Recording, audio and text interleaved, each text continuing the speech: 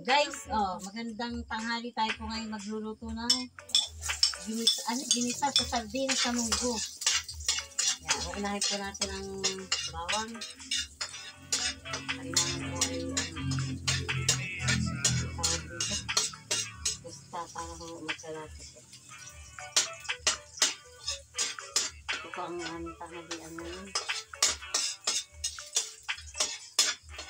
Kasunod po ay sibuyas.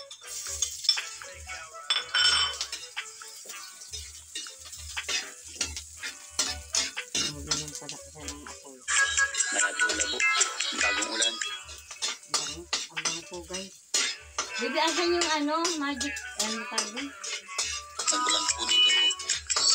Yan, itusunod na po natin ngayon ang sardines. Ako na, sibad. Nagsarsikan. Nasaan yung pasang tubig na lagi niya? Atin yung sasaydin po.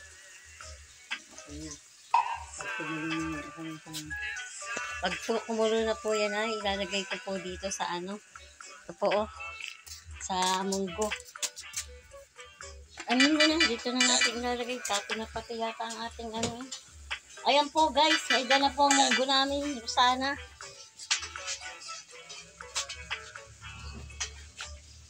lalagyan po namin ng tubig. Okay na yan, patayin mo na yung gasol. Sana okay na yun. Okay na. Ayan guys.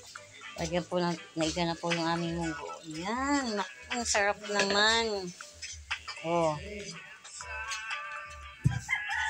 Ito po guys. Dito po namin ilalagay ang aming ginisa.